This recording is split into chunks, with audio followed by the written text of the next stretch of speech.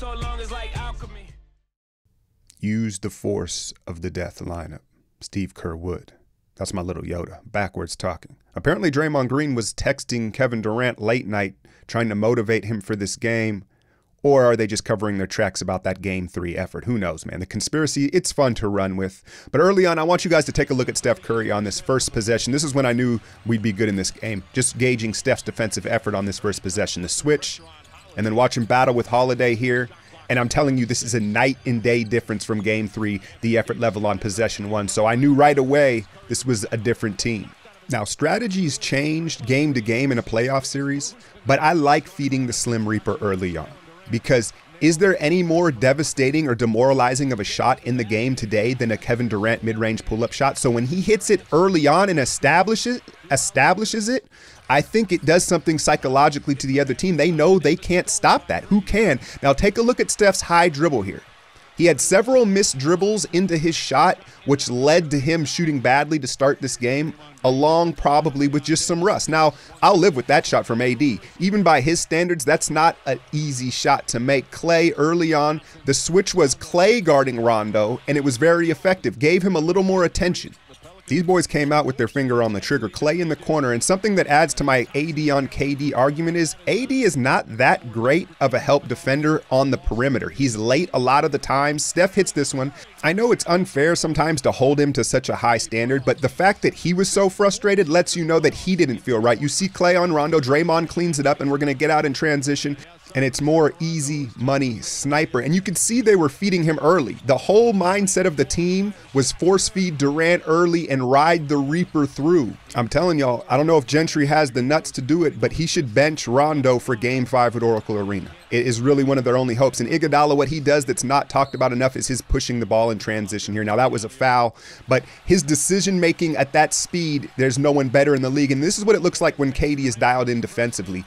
Draymond was great defensively as he has been throughout the series, but watch him kind of hunt for the assist there. Now, I realize there's a shot blocker there, but sometimes you've always got to show shot first. But look at the patience of this offense. When the death lineup is out there, they're so confident that they'll eventually get a good shot. Very little is forced with those 5 on the floor. And then all of a sudden, Draymond's 3-ball tends to fall more with this spacing. Here's a rim run from AD in a seal. And I'm not sure why he doesn't do more of that. With the amount of threes that we take, he should be doing that on every perimeter challenge if you ask me. Now, I was talking about the spacing with Draymond. Now, let's hold it here.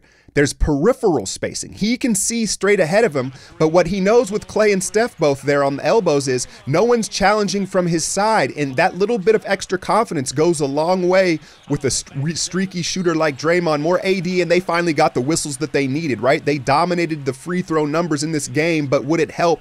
And then we finally got some meaningful minutes from Quinn Cook in the playoffs. Going against Ian Clark, playing the Ian Clark role kind of took him into the classroom right here. You're going to see the floater.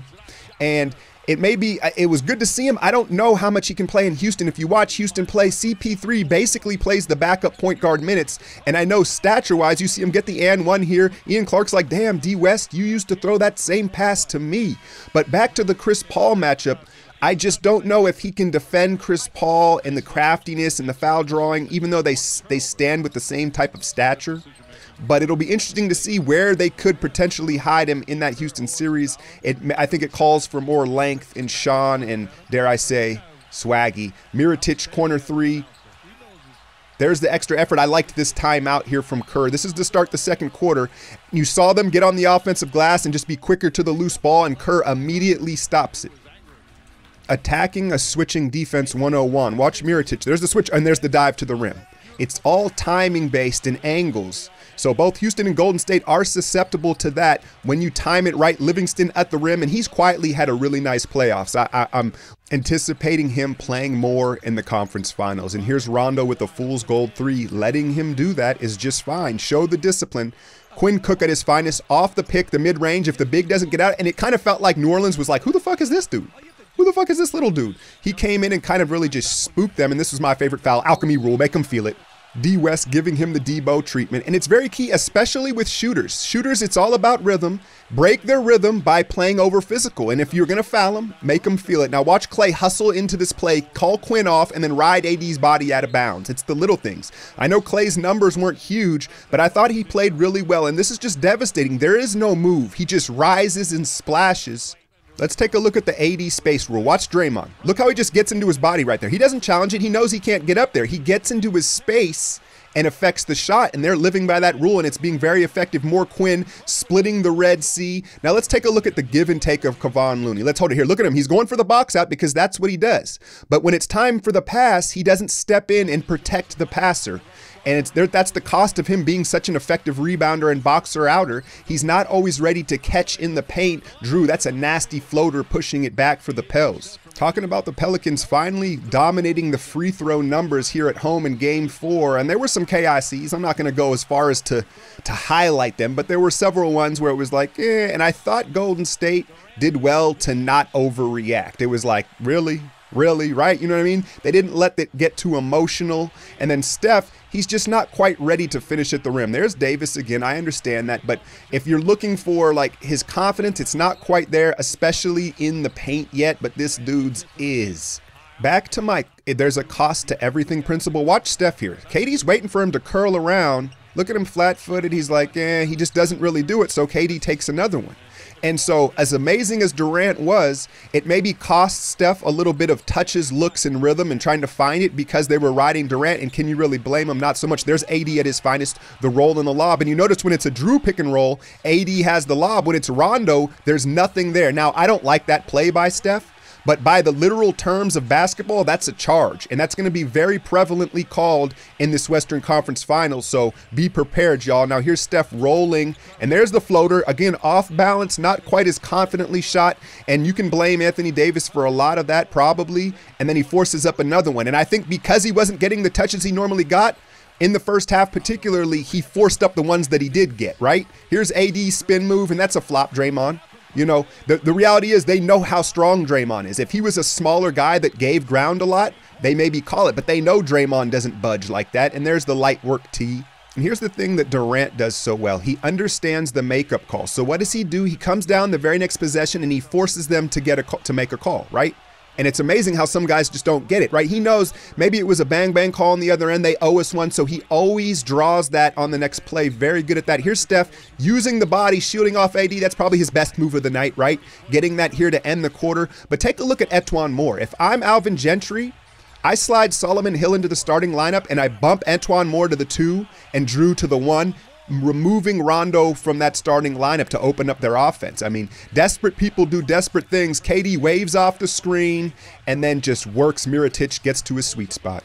It's a thing of beauty, y'all. But at the half, it's only a 6 or 7 point game, so New Orleans had to feel good. I'm not going to lie, I was nervous. Like, that kind of output from Durant and the Pels are right there. Third quarter, I thought Iguodala was huge. He had a couple steals. He was just in the right spot at the right time all the time, getting us out in transition. And then we know the third quarter is Steph time, and you know they're going to try to get him shots. But to his credit, he understood he wasn't really feeling it, and Iguodala ready to shoot the 3. That's the key. When he knows he's going to have to shoot it, he usually knocks it down. Now watch Draymond gap Holiday. Holiday is the opposite of Davis. Holiday wants to draw contact at the rim. Draymond doesn't allow that and uses the length. Back to Anthony Davis on the perimeter. Watch this play. Now, this may be a lack of communication. Antoine probably needs to communicate that as well. It's a quick cut. But AD, not as effective on the perimeter as a defender as you may think. Man, I was the number 2 pick in the draft. I wish I could play. Uh-oh, I think I got a fart. SBD. It still beats wearing that damn SpongeBob uniform. At least I'm on an NBA team. All right, y'all, back to the action. Drew, now watch him with KD. And KD, I liked his defense overall. But you see how Drew, he wants the contact. He wants to find your body because he's going in there with the trees. And his strength is one of his better attributes. You see him get the finish here.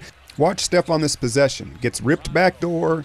And then lack of effort on the offensive glass, and then he hangs his head. And like I said, as he struggled offensively, I thought he wore it too much in all other areas of the game. So AD finally switched out on Durant, and he was rolling at this point. What do you already have? 30, so he buries the 3. Now let's read body language. We're talking about morale here. Watch AD on the catch.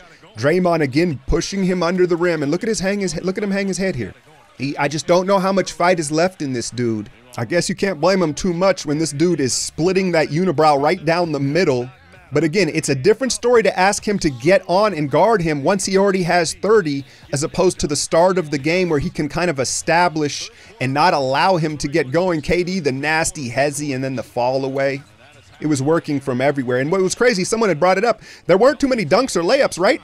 Most of KD's shots were contested and they just continued to fall. And this is where Steph really started to show the frustration. And again, I think big picture, it's a good thing. I like, you don't want to see your guys struggle, but we know how he'll bounce back. We know how competitive he is. Kerr is going to pull him out here and, he's just salty about it. And honestly, I would have kind of liked to see him sit. Nah, I guess not. I take that back because then it would have become a media thing. Oh, Kerr benches Curry, so you don't want that to happen. But I kind of did not want to see him make any shots at the end of this game. I know that sounds kind of weird, but I wanted him to come in with blood in the eyes for Game 5. Durant really has just dominated these guys. Look at Anthony Davis looking down again with no answers, and you can't mention him with Durant. Durant's established that. He's on a different tier. Here's a good possession from Anthony Davis. Right? That's what you need from the start. And then I know I'm just being overcritical here, but here's Draymond again hunting for an assist, and it didn't matter, right? But it'll matter against Houston. It's those plays right there where he's hunting for the big lob when he just needs to go right down the middle. High pick and roll, and I'd like to see Looney maybe have a little more confidence in that scenario if they're going to give him a lot of space. Iguodala does what he does and hits the three. And if Iguodala and Draymond are going to hit threes at the clip that they are, we're going to go back to back, y'all. Now here's a sign that a series is over. When you help the opponent off the floor. Now, there are exceptions to this rule in certain collisions or young players, but when established stars help other stars off the floor, the series is over. Watch Iguodala in his hands. Maybe Mirotic should start growing the beard back because let's face it, right now he looks like he shouldn't be within 500 feet from any schools. We got 7 minutes. 7 minutes, and we got to be back in it, okay? And back in it, I mean, in 7 minutes, it's got to be a 6-point game. So everything is about defense, okay? All about defense. That's just not going to do it, man. If you look at this team, you look at Anthony Davis and Drew Holiday and how reserved they can be, he needs to be a better motivator. And Gentry's the classic case of a great offensive coordinator who's become a head coach, and it just doesn't fit him. I truly believe that because you've got to be a little more inspirational. Season on the line, and that's all you got, Gentry. Here's Steph trying to find a rhythm, the little machine gun dribble and leaner at the free throw line. Here he is again. Now watch the dribble and the rhythm. It's a little higher. You see that dribble? You saw how that last dribble was high? And again, Anthony Davis, clear sign he's given up, gapping Steph off the high pick and roll. Iguodala once again in the passing lanes. But I think I'm rooting some of this rhythm issue for Steph is to his handle. The last dribble out of him before his shot is higher than it normally is, and it's sending him off balance. He'll figure it out, but it was just interesting to see him with such bad body language. Look at this timeout. Look at this. Watch the mouth guard. Right? He's feeling some type of way. So what does Kerr draw up out of the timeout to get his MVP going? Well, they go back to the bread and butter. It's that high pick and roll with him and Draymond. He shows patience, and he understands. He makes the right basketball play, and Draymond gets the easy dunk. More Iguodala, right place, right time, playing free safety. I'm going to start calling him Merton Hanks. Steph with the nice left-handed finish.